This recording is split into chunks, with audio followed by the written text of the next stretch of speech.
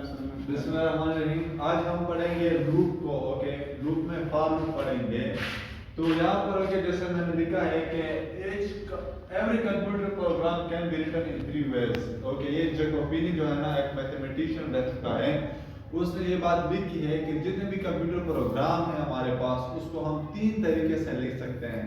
सबसे पहला जो हमारा है वो है सीक्वेंस स्ट्रक्चर। सीक्वेंस स्ट्रक्चर में क्या होता है कि आप लाइंस लिखते हैं, एक लाइन, दूसरा लाइन, तीसरा लाइन, फिर होगा चौथा लाइन। हर एक लाइन जो है ना अब लिखने के बाद फिर क्या होता है कि उसे कंपाइलर जो है ना या इंटरप्रेटर लाइन बाय लाइन क्या करते हैं, एक्सिक्यूट करते हैं। ठीक है, पहले लाइन 1 एक्सिक्यूट होता है, फिर दूसरा लाइन एक्सिक्यूट होता है, फिर तीसरा लाइन एक्सिक्यूट होता है, फिर उसके बाद जो है ना चौथा लाइन एक्सिक्यूट होता है। इस किस्म के स्ट्रक्चर को हम हो गए सीक्वेंस स्ट्रक्चर कहते हैं। उसके बाद में हमारे पास हो गए डिसीजन या कंट्रोल स्ट्रक्चर। डिसीजन या कंट्रोल स्ट्रक्चर में क्या होता है, यहाँ पर हमारे पास जो है ना कंडीशन होते हैं।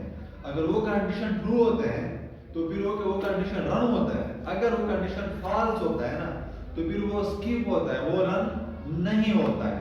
ठीक है, यहाँ पर हमारे पास इफ है, इफ एल्स है, इफ एलिफ है, नेस्टेड इफ है और उसके बाद स्विच। ये हम लोग सारे ओके स्टडी किए हैं।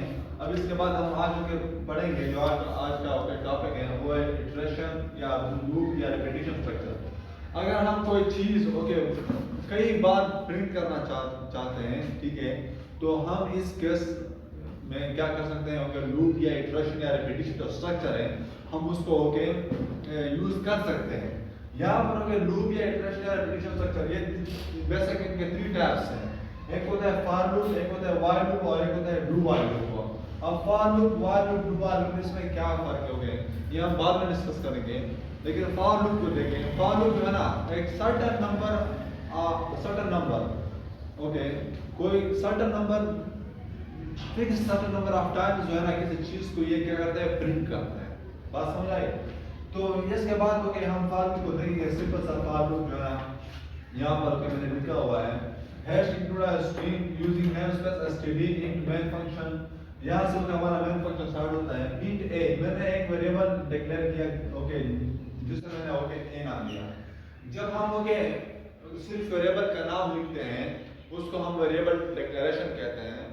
और जब उसमें हम ओके असाइनमेंट ऑपरेटर के थ्रू कुछ वैल्यू स्टोर करते हैं तो इसको हम क्या नाम देते हैं, इसको हम ओके वेरिएबल इनिशियलाइजेशन कहते हैं। ठीक, अब यहाँ पर ओके फॉर कीवर्ड मैंने लगाया। सबसे पहले मैंने यहाँ पर फॉर कीवर्ड लगाया ओके।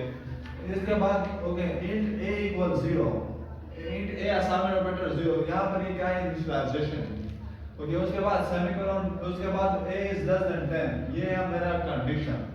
फिर है प्लस प्लस a और a प्लस प्लस, एक होता है प्रीफिक्स ऑपरेटर, एक होता है पोस्ट फिक्स ऑपरेटर।